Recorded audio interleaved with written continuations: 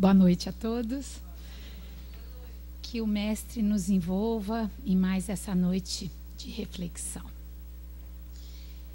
Gente, há 2 semanas atrás, eu resolvi dar uma olhada no calendário das palestras, para ver quando que seria a minha.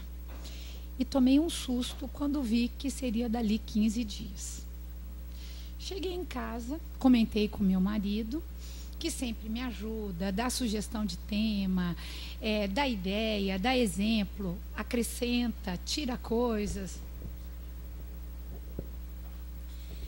E aí ele me disse, olha, eu não vou poder te ajudar, porque eu vou viajar a trabalho. Mas por que você não fala sobre a evangelização? Que é um tema que você domina. Lê do engano. Se eu dominasse a evangelização, não precisaria estar aqui, dando palestra. Mas, enfim, eu acabei acatando a sugestão e resolvi falar um pouquinho disso. Todos nós, crianças, jovens, adultos, nos encontramos aqui na Terra para poder evoluir. O objetivo da nossa estada aqui é desenvolver as nossas potencialidades, sanar ou minimizar os nossos defeitos e ir aos poucos vibrando em sintonia com as leis do universo. Nenhum processo educativo pode ignorar que somos espíritos imortais criados por Deus. Nascemos, vivemos, morremos, tornamos a nascer, morremos, tornamos a renascer com um único propósito: evolução. Mas como será que nós vamos conseguir essa evolução? Como será que nós vamos conseguir um manual que nos ajude nesse processo evolutivo, tanto o meu quanto daqueles que estão à minha volta? Para que essa evolução aconteça, eu preciso de uma ação, de um trabalho. Não basta eu receber as aulas teóricas passivamente e ficar alheio a essas aulas. Há que ter uma ação minha que me mova, que me movimente para esse processo evolutivo. Moisés trouxe os 10 mandamentos com a intenção de nortear o homem ao exercício do relacionamento. E esses 10 mandamentos poderiam estar simplificados apenas em 2: amar a Deus sobre todas as coisas e ao próximo como a si mesmo.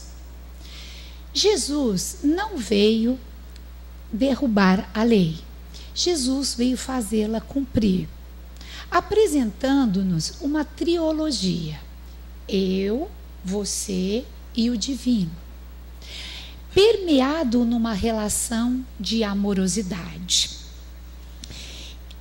Ao vir, ao invés de falar, ele exemplificou nas diversas dimensões que ele viveu, com os amigos, com os doutores da lei, com a prostituta, com a mulher adúltera, com o cego, com a criança.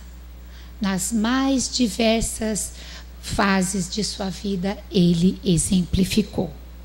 E foi vivendo esse amor, consagrando o amor a Deus, que nada mais é que o amor que eu tenho por mim mesmo compartilhado com o meu próximo. Porque se eu me amo, fica impossível de eu não amar o meu próximo. Agora, se eu negligencio este amor a mim mesmo, eu comprometo esse amor ao próximo. E nesse exercício de amorosidade, nós precisamos de espelhos. Quem são esses espelhos? Esses espelhos são aqueles com os quais nós convivemos. O mais importante dele e o mais sério começa, a grande sala de espelhos começa na nossa família. Porque é através do outro que eu consigo entender aonde estão os meus pontos cegos. Aonde estão os meus pontos que eu preciso melhorar. Se eu não tiver o outro, como é que eu vou saber que eu sou egoísta? Se eu não tiver o outro, como é que eu vou conseguir saber que eu preciso melhorar no meu orgulho, na minha vaidade? Então, é nessa sala de espelhos que a gente vai permeando e tentando se modificar. Agora, infelizmente, muitas das vezes eu uso o outro não para me espelhar, e sim para justificar aquilo que eu não faço. Então eu coloco na mãe, eu coloco no pai, eu coloco no irmão, aquilo que eu não consigo fazer, o resultado da minha infelicidade, o resultado da minha pouca ação de trabalho, de esforço dentro da escada evolutiva, quando deveria pegar o outro para me nortear. Estamos sempre adiando a autoanálise. Estamos sempre negligenciando a escuta dos nossos sentimentos. Precisamos perceber que eles estão lá por algum motivo. E que se estão por algum motivo, nós precisamos nos entender, começando por nos perdoar. E a partir daí, pensar que eu estou Estela. Mas eu não preciso permanecer constantemente Estela. É um estado que, a partir do momento que eu me escuto, eu me analiso, eu percebo os meus pontos fracos, eu me perdoo. Porque esse é um ponto importante. Existe uma linha dentro do Espiritismo que toda a minha vida está atrelado à outra. E isso é fato, isso é real. Mas eu não posso ficar me vitimizando e também não posso na culpabilidade. Eu estou assim porque provavelmente em outra vida eu fiz assado, então eu mereço isso. Sim, a lei de causa e efeito, ela é certeira. Aquilo que eu planto é aquilo que eu vou colher. Mas se eu me considero como não um estado parado, eu consigo acreditar que a partir dos meus erros, a partir dessa escuta dos meus sentimentos, eu consigo me analisar e me permitir essa ação dentro do processo de modificação. Eu preciso tratar os meus sentimentos com carinho. Lembra que eu disse no começo? A medida do meu amor ao próximo vai ser exatamente como eu me amo. E aí eu sei que eu preciso amar o meu próximo, mas se eu ainda não pratico esse exercício comigo, fica difícil. E isso não tem nada a ver com ser egoísta. A amorosidade é totalmente diferente do ser egoísta, tá? Mas como buscar este modelo de perfeição? Como buscar esse código, essa apostila que nos vai ensinar como agir? O Cristo foi o iniciador da moral mais pura, mais sublime que teve aqui na Terra, a moral evangélica cristã. Ele trouxe essa amorosidade para melhorar o mundo, para melhorar as nossas relações, para para que a gente consiga transformar essa terra que ainda está num planeta de provas e expiações, num planeta melhor do que aqui agora estamos habitando. Esse foi o objetivo dessa moral evangélica cristã. A moral que deve jorrar dos nossos corações, através do exercício da caridade e do amor ao próximo. Que deve criar uma solidariedade única entre todos os homens, para que a gente consiga essa transformação. Nosso objetivo hoje aqui é fazer uma reflexão sobre esses espíritos que nós recebemos, esses espíritos que nós convivemos, sempre pautada a nossa reflexão dentro das obras de Kardec. Na questão 582 do Livro dos Espíritos, os espíritos advertem aos pais: Deus põe sobre a tutela dos pais para que estes dirijam ao caminho do bem. E ainda faz mais: coloca as crianças totalmente dependentes e frágeis, dando chance para que a gente consiga trabalhar com essas crianças. Vamos imaginar que a criança seria como se fosse uma página em branco, mas é só uma imaginação, porque uma criança que nós recebemos não é uma página em branco.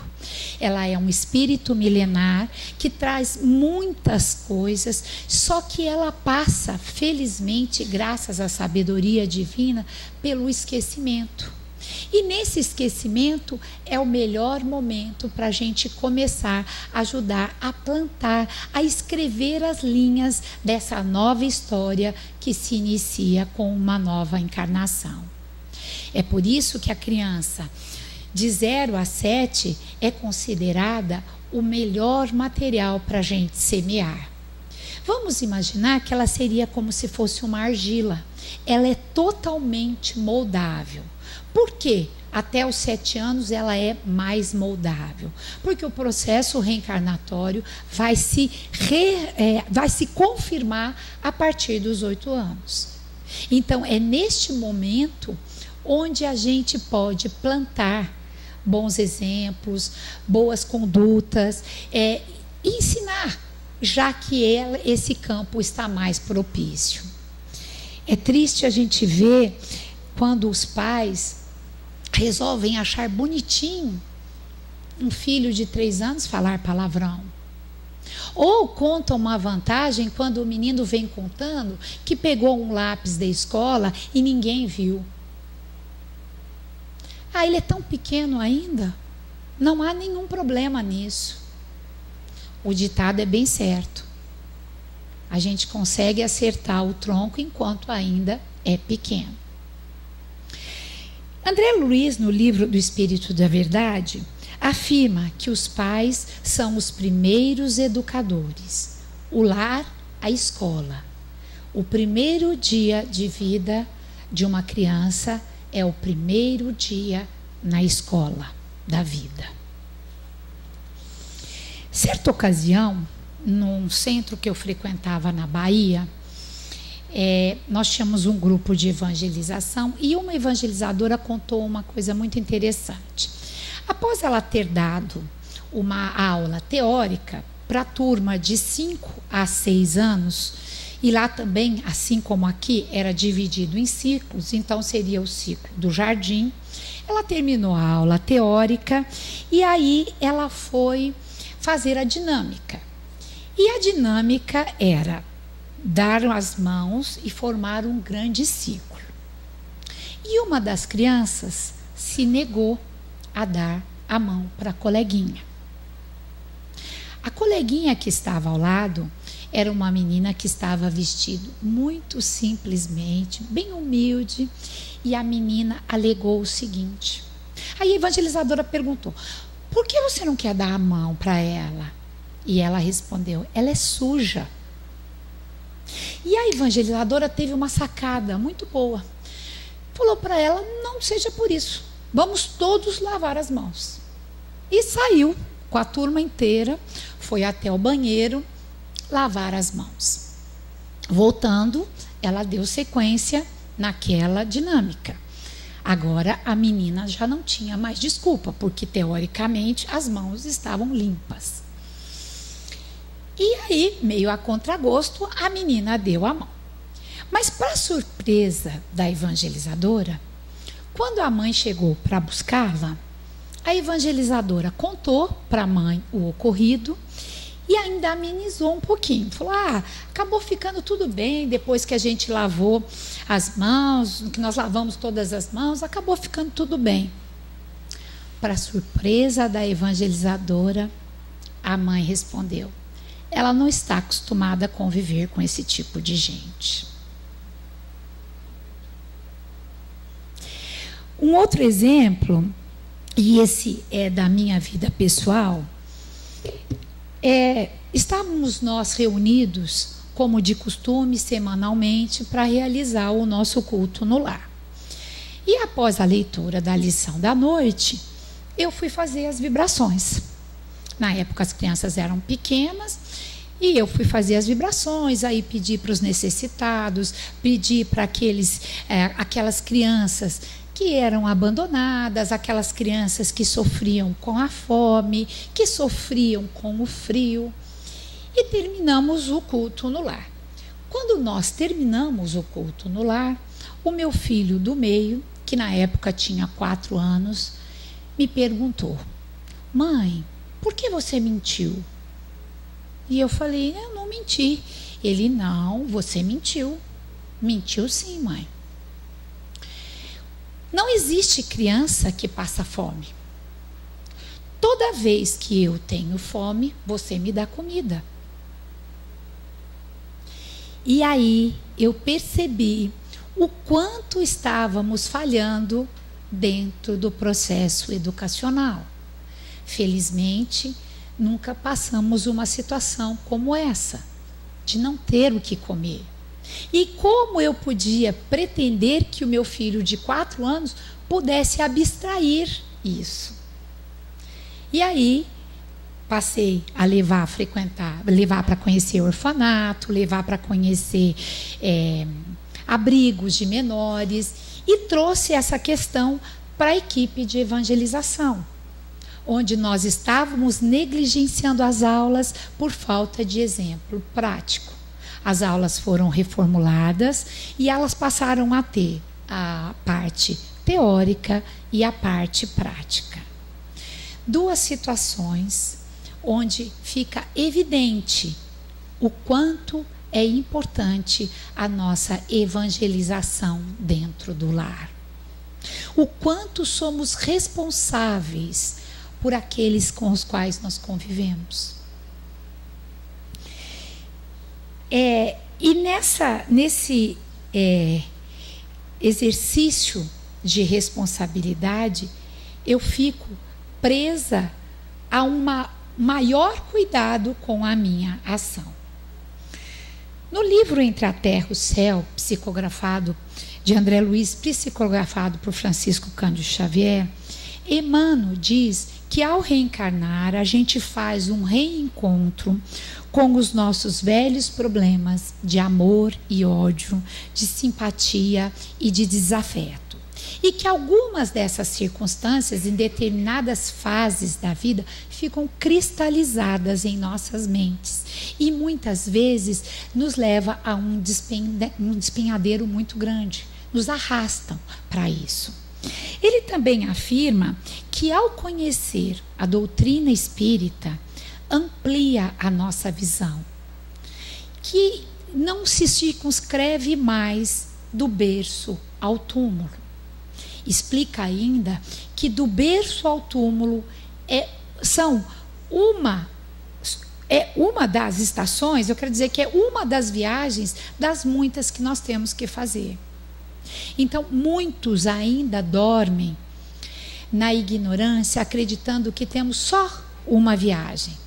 Dormem no sono tranquilo da matéria, para ter a decepção ao despertar no plano espiritual e perceber que nós não temos uma única existência. Nós, espíritas, temos, por informação e obrigação, a necessidade de acordar enquanto estamos encarnados.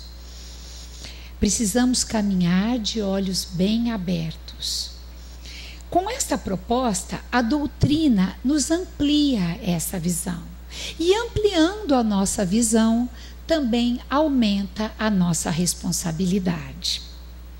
No que se refere à evangelização, aumenta ainda mais. Porque a evangelização, ela não é apenas uma intelectualização. Ela não é apenas uma formação cultural. Embora fique claro o quanto é importante a gente estudar, o quanto é importante a gente conhecer. Mas não é só isso. Para que haja equilíbrio, as duas asas têm que estar em igual condição, o intelectual e o moral, porque senão há uma descompensação.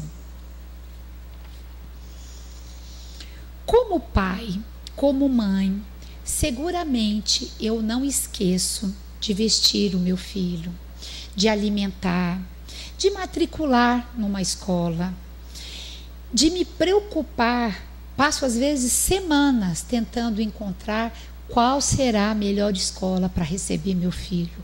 Estudo as propostas pedagógicas, analiso quais são as propostas, porque o que eu espero? Eu quero dar um futuro para o meu filho, onde ele cresça saudável, onde ele cresça intelectualizado, com condições de se lançar ao mercado de trabalho, que tenha inclusive uma independência financeira. Mas por que será que eu não me preocupo em pensar se aos 18 anos o meu filho não vai ser um viciado em drogas? Por que será que eu não penso que aos 25 anos o meu filho pode ter uma eclosão, um surto psiquiátrico? Ou a minha filha, ao ser abandonada pelo companheiro, vá praticar o suicídio? Por que será que a nossa sociedade não se preocupa com a formação, com a educação dos sentimentos? Por que a nossa sociedade não se preocupa com a formação moral?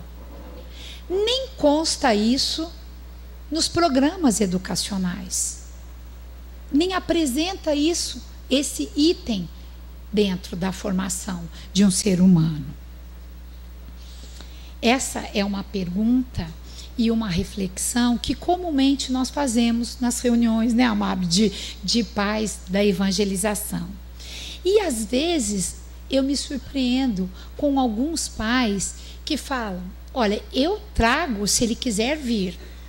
Como ele não tem com quem ficar, eu trago ele para cá, mas eu deixo ele totalmente livre. Eu já acho que ele tem uma série de obrigações, ele já tem uma série de compromissos, eu não vou impor nada a ele. O dia que ele quiser ou se interessar para conhecer Deus, ele que procure. Eu tenho um grupo na quinta-feira, até o ano passado eu dava a 4ª parte do Livro dos Espíritos e agora estou dando o Evangelho. E sempre que eu inicio com esse grupo, eu pergunto ao grupo o porquê que estão lá.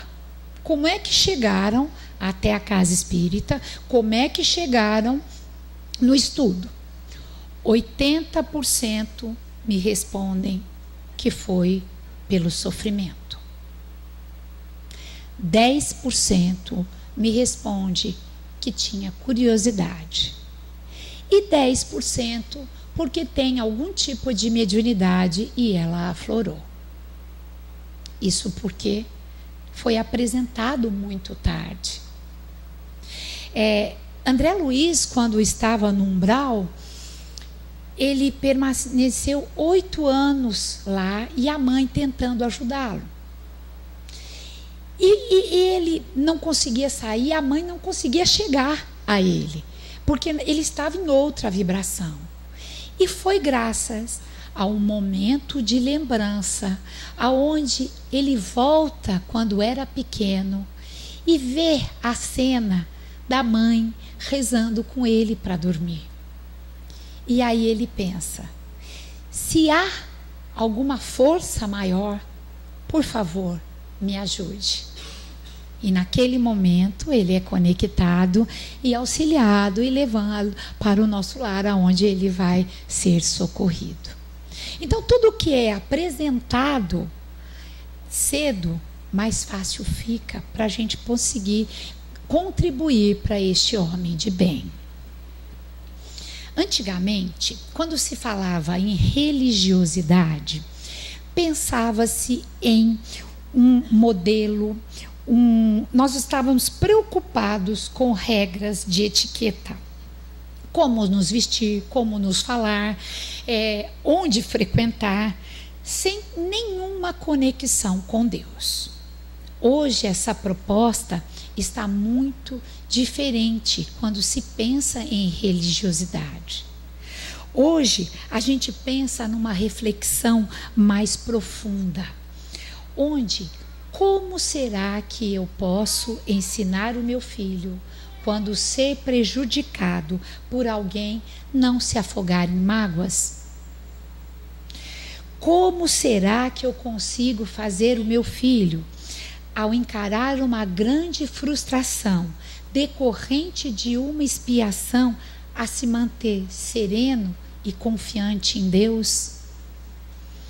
Como ensinar o meu filho a controlar os seus desejos, para que esses desejos não sejam a causa de comprometimento do meu processo reencarnatório? São questões muito graves e sérias, porque aqui nós estamos tratando do espírito imortal. O mais difícil não é tirar alguém de uma situação embaraçosa. O mais difícil é fazer com que essa pessoa não deseje estar nessa situação embaraçosa. O mais difícil não é tirar uma pessoa da depressão. O mais difícil é permitir que ela não se vicie ao estar deprimida. Assim como tem pessoas que estão viciadas na tristeza, na maledicência. Esse é o propósito maior. Mas, enfim, qual será a tônica da evangelização? Certa ocasião, Francisco de Assis, que chama os seus colaboradores, ele que já se encontrava cego, percebendo que a hora da sua partida estava chegando, chama os seus colaboradores e pede: preguem o Evangelho. Preguem o Evangelho através do exemplo. Pois sabemos que a palavra convence, mas o exemplo arrasta. Como bem diz Emmanuel, exemplificar é o explicar. Quando nós testemunhamos o conteúdo do Evangelho, para quem está presenciando o nosso testemunho de vivência, nada mais é que uma explicação do Evangelho. O meu marido me contou uma história que aconteceu com ele quando ele estava viajando a semana passada no norte do Brasil. Ele deu carona para um senhor e que já era conhecido de um outro amigo, e eles começaram a conversar sobre religião. E esse senhor contou um fato que ocorreu com ele. Ele ia viajar de ônibus e estava na fila de um guichê de uma aviação, aguardando chegar a sua vez. Quando a atendente do guichê diz para o senhor que estava na frente dele se ele tinha algum alguém acompanhando ele, alguém que iria viajar com ele. E ele responde que não. Eu vou para a capital do estado, vou visitar a minha filha. Aí a atendente, olha, o senhor não vai poder viajar, porque pelas leis brasileiras, o senhor, com 85 anos, não pode viajar sozinho.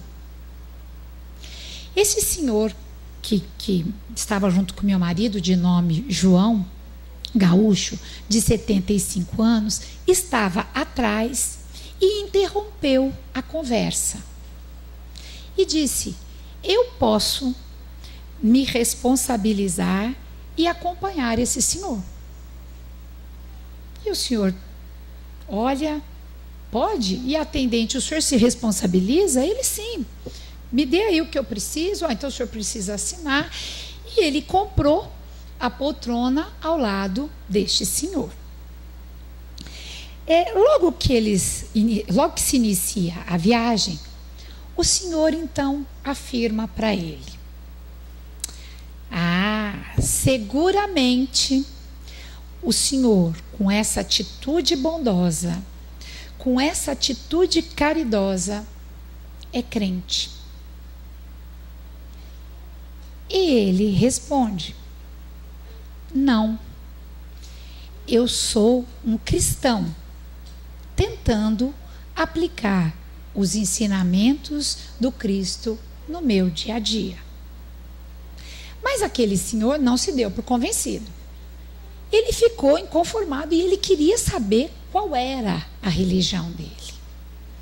E por fim, o senhor João lhe conta que ele era evangélico, vocal de uma banda, e que ele era convidado para tocar em diversos templos, mas que ele frequentava o Adventista de sétimo dia. Quando o senhor percebeu que os dois comungavam da mesma religião, ele cravou o senhor João de perguntas. E ali, questões de vida moral, regras e condutas, hábitos, costumes e alguns dogmas. O que se achava da mulher usar calça comprida ou não, o comprimento do cabelo, o uso da bebida alcoólica. E o seu João foi respondendo de forma muito tranquila, sem nenhum preconceito, sem nenhuma arbitrariedade. E isso durou o percurso da longa viagem por volta de 5 horas. Eles foram o tempo inteiro conversando a respeito da religião. Chegado na capital, o senhor então diz para ele: olha, hoje foi o dia mais importante da minha vida. Ele faz um resumo. Tenho 85 anos, 60 de estudos da Bíblia, e pensava que eu era um conhecedor. Mas hoje, pela sua exemplificação e pela sua explicação, eu percebo que muito pouco sei a respeito da Bíblia. Emocionados, eles se abraçam, prometendo se reencontrar. Aquele senhor tocou o coração do outro com a atitude. Esse é o sentido da exemplificação. Conhecer apenas o Evangelho é ficar na sala de espera. É não adentrar na sala. Conhecer o Evangelho significa que eu tenho que participar. Esse é um grande engano onde eu recebo só as informações. Porque foi por isso que eu disse no início da palestra que era um engano do meu marido acreditar que eu consigo vivenciar o Evangelho. Eu estou tentando, estamos todos nós tentando, porque precisamos vivenciá-lo. Essa é a grande dificuldade. Nós recebemos a informação. Enquanto ela recebe a informação, ela fica no nível intelectual.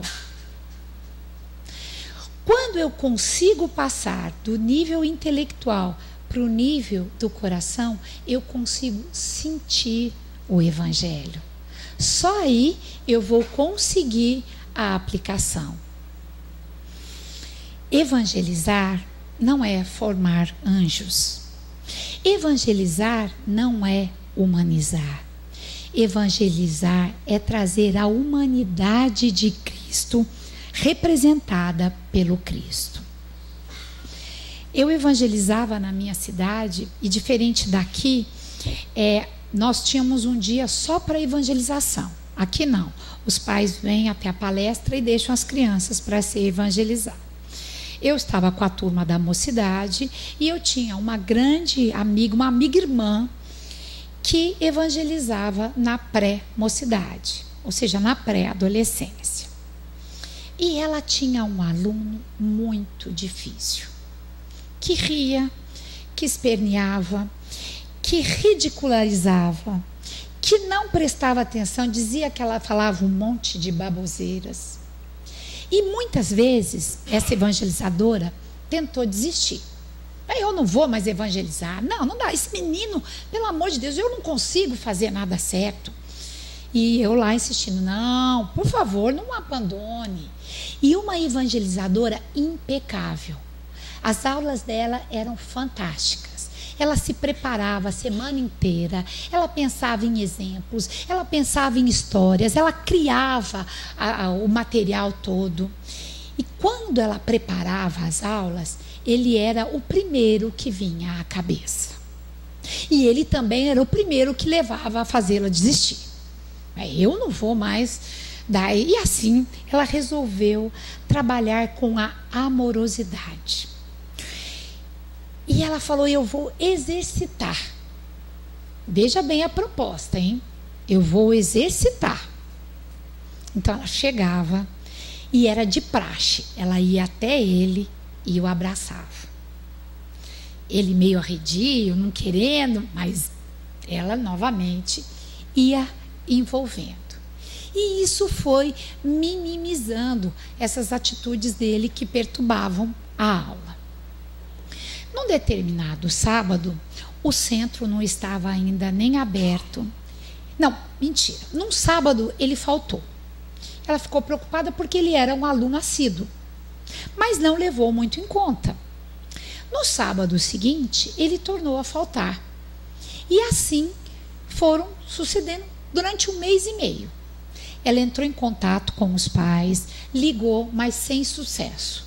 O telefone que ela tinha não falava.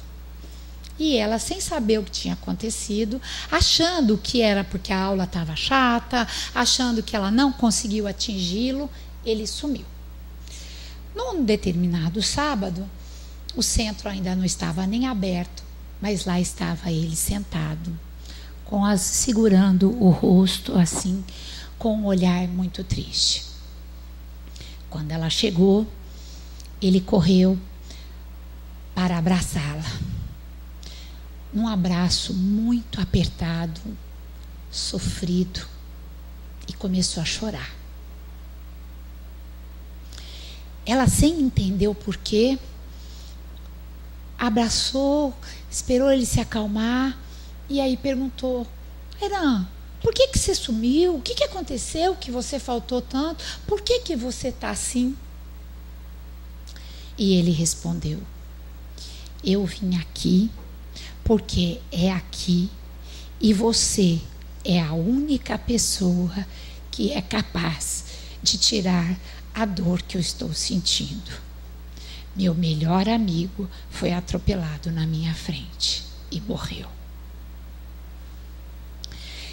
É dessa humanidade que é o evangelizar. É levar o Cristo e não me levar. É passar os ensinamentos do Evangelho através de mim, mas não me levar. Foi essa humanidade que representou o Cristo neste momento. Ele é o nosso modelo. Ele é o modelo que Deus tem de homem. E é por isso que Kardec, tão perspicaz, definiu com 2 substantivos: Jesus é nosso guia e modelo. Ainda que ele seja para nós um projeto e modelo muito distante. E ele o é, porque estar próximo ao que Cristo representou, ainda estamos muito distantes. Mas ele é um projeto individual. E a bondade divina espera a nossa evolução muito tranquilamente. Não espera que a gente dê passos largos. Não espera que a gente se transforme num homem de bem da noite para o dia. Não dá para fazer uma proposta de evangelização e ficar alheio a ela. Seria o mesmo que nadar e não me molhar.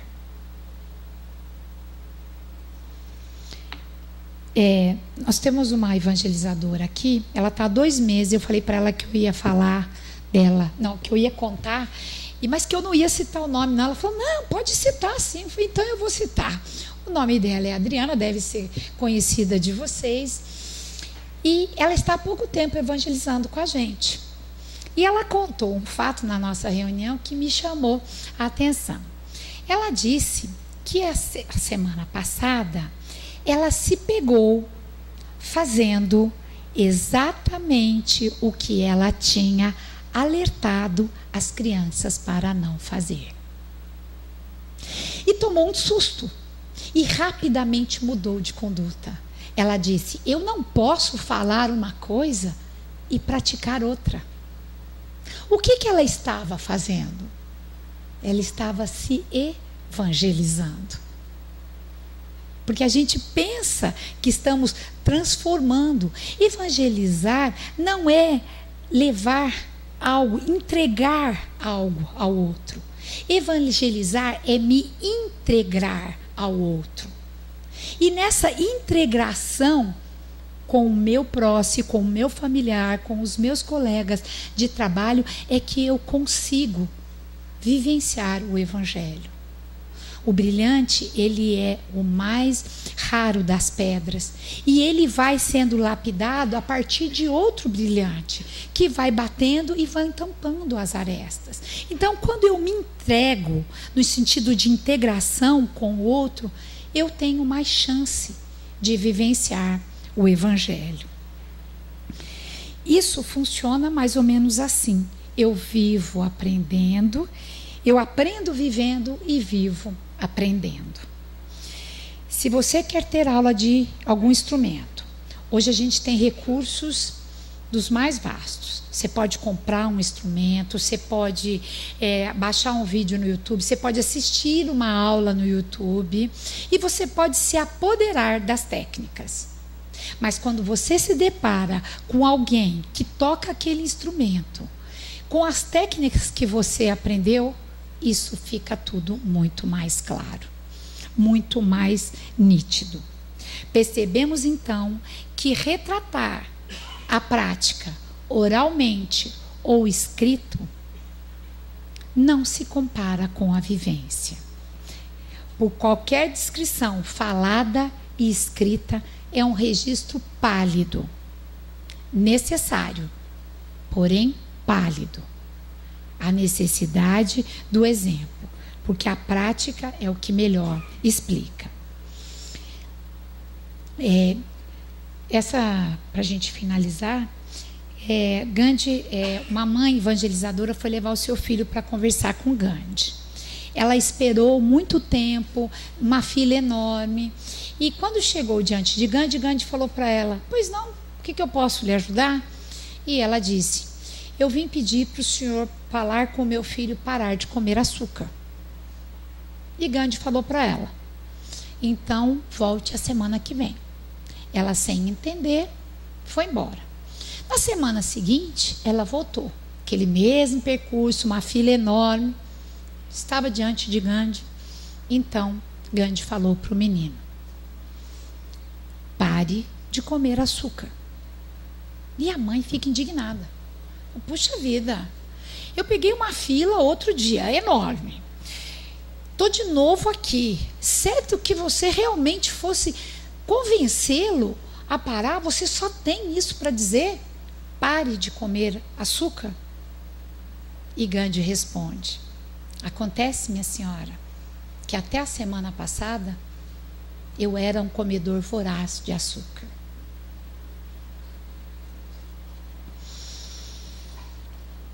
Então, o primeiro ponto para nos evangelizarmos é nos conectar com Deus, é nos conectar com o Evangelho, através de boas leituras, de bons hábitos, com a prática da oração, com a vigia das minhas ações. Esse é o primeiro passo para eu poder me conectar com o Evangelho.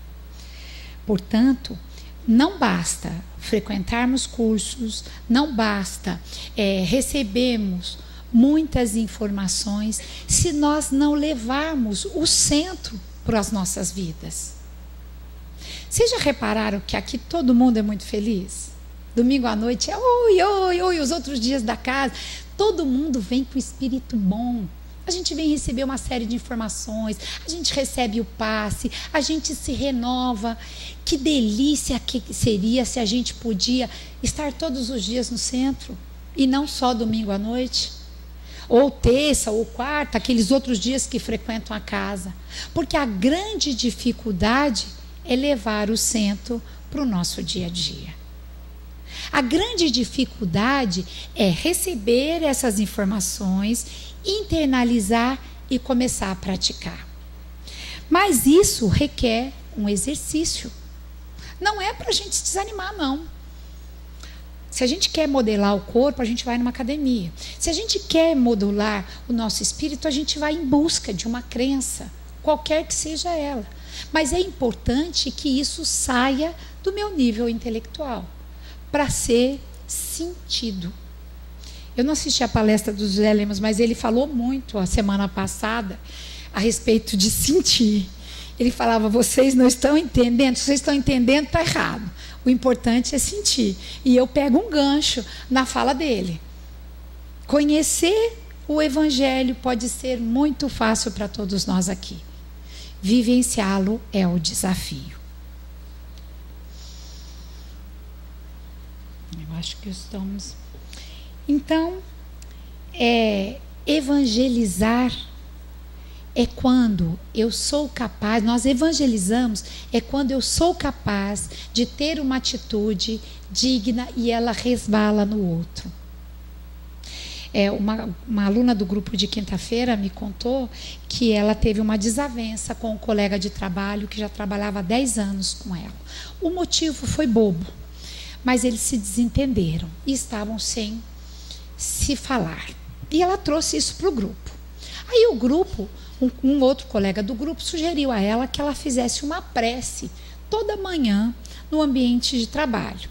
E que também fizesse uma prece para ele, em especial. E o mais curioso é que aquela prece começou a repercutir nela mesma, fazendo com que ela mudasse o que ela pensava daquele colega, porque ela estava magoada. E certo dia ela foi pegar um café e resolveu pegar um para ele. Pegou um café, pôs na mesa dele e não falou nada. E ele, meio desconcertado, se viu obrigado a agradecer. Fez aquele jeito meio, obrigado. Mas aquilo foi diminuindo, e eles voltaram a se conversar, estão falando, quebrou-se esse sentimento de mágoa. O que ela fez? Ela deu uma aula de evangelização sobre o perdão, sem falar uma palavra. Então nós temos muitas das circunstâncias no nosso dia a dia onde nós somos convidados a esse processo de evangelização. Esse processo de levar o evangelho para os nossos dias. Eu evangelizo quando eu sou capaz de receber um filho que dá um mau passo e eu, sem recriminá-lo, o acolho e digo que eu vou estar ao lado dele. Eu evangelizo quando, em meio a uma discussão, eu vejo que os ânimos estão exaltados, eu silencio, fico quieta para depois eu ter um diálogo.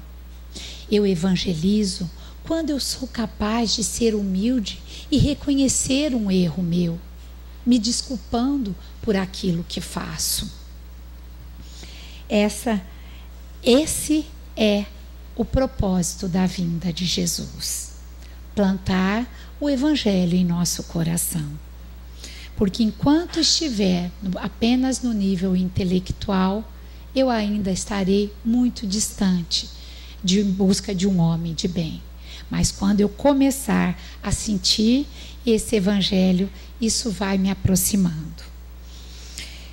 Sendo assim, o convite é que a gente continue nos exercitando. Hoje eu vou tentar ser um pouquinho melhor do que eu fui ontem. Mas ainda está no racional, não importa. Eu vou tentando todo dia para que um dia, tomara que não no futuro muito distante, eu consiga internalizar e praticar isso de forma tranquila, sem usar o meu racional. Boa noite a todos e obrigada.